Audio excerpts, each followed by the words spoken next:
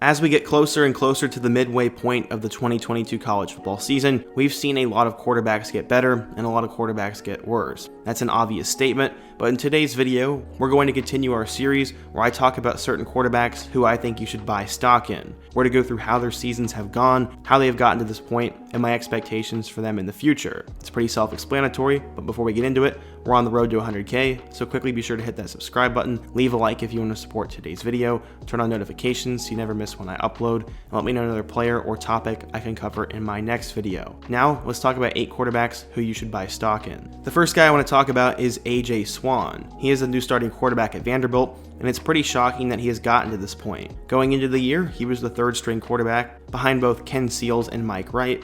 And despite Mike Wright's incredible first 2 games, Swann has now won the starting job. Coming out of Cherokee High School in Canton, Georgia, Swann was a 4-star recruit, the number 23 quarterback, and the 402nd best player in the class of 2022. He was the first big quarterback for head coach Clark Lee, and I remember this guy surging up rankings towards the end of the year. Swann would eventually take over, and against Wake Forest, he'd go 8 of 11 with 2 touchdowns. The following week, he'd throw 4 touchdowns in a win over Northern Illinois, and then against Ole Miss, he'd recently throw for 281 yards and 2 touchdowns. So far on the 2022 season, Swann has 848 yards with 8 touchdowns without a pick. He's not turning the ball over, he's scoring, and he could become the best Vanderbilt quarterback in a long time. Buy stock in Swann.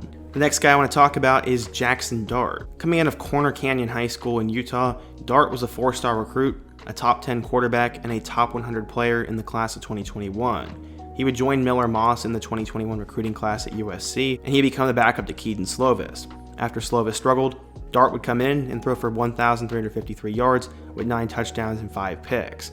He had some brilliant moments and he had some bad moments, but he would then transfer to Ole Miss to replace Matt Corral. He eventually beat out Luke Altmaier for the starting job, and so far, he has 1,358 yards with 8 touchdowns and 5 picks. While I would like him to limit his turnovers, he's getting more comfortable in the system by the week. The Rebels are undefeated, and Dart is nowhere near his ceiling. Buy stock in Jackson Dart. Up next, we have Todd Centeo. Coming out of the state of Florida, Centeo would commit to Temple, and he would go on quite a bit of a journey. He'd never start a game for the Owls, so he'd eventually transfer over to Colorado State. He would start in 2021 for the Rams, but he'd later get benched and has since transferred to James Madison. The Dukes are in their first year of FBS football, and right now they're ranked number 25 in the country, thanks in large part to Todd's play. So far, he's passed for 1,312 yards with 15 touchdowns and only 1 interception. I believe through the first 5 games, he was one of only 2 quarterbacks to not have a turnover, and right now he's playing his best football. He's leading the Dukes to wins, and in my opinion, you need to buy stock in him. The fourth guy we're to talk about today is Hunter Deckers. Brock Purdy was a 4-year starter for Iowa State, but Deckers is the next in line and could be even better. Coming out of West Sioux High School, Deckers holds many all-time records in the state of Iowa and decided to go to Iowa State. After becoming a backup last year, Deckers became the starting quarterback this year. So far, he's played magnificent. He had 4 touchdowns against SEMO, led them to a win over Iowa, had 4 touchdowns against Ohio, and despite Iowa State losing a couple of close games, he has a really high ceiling, and while he's in a little bit of a slump, I say invest now before he gets better.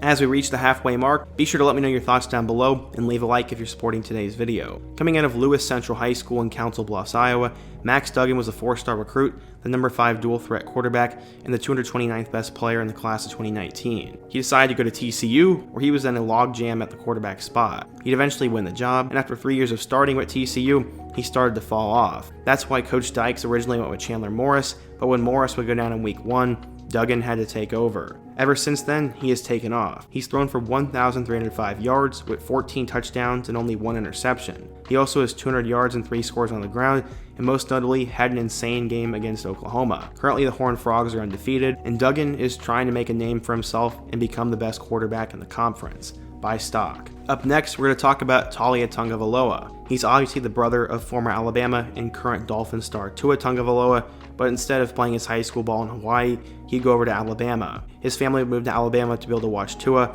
so he went to Thompson High School. Just like his older brother, Tua became a big-time recruit. In the class of 2019, he was the number 5 pro-style quarterback, a 4-star player, and the 180th player nationally. With Tua being there in 2019, and then Mac Jones and Bryce Young coming in, he never really had a fighting chance to play. In 1 year with Bama, he went 9 of 12 for 100 yards and a score. In 2020, he'd transfer back to Maryland to reunite with his former offensive coordinator Mike Locksley and would become the starter.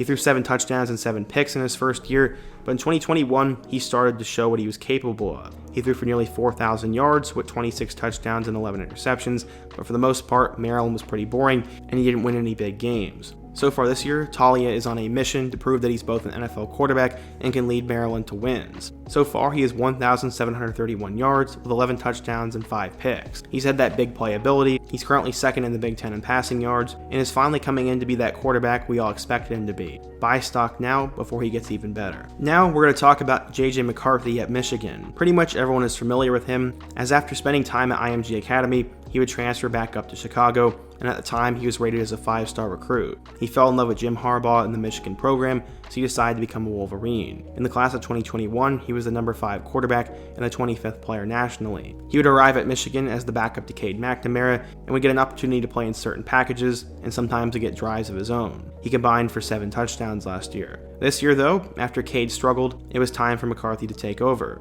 So far, he's thrown for 1,152 yards with 9 touchdowns without an interception, and also has another touchdown on the ground.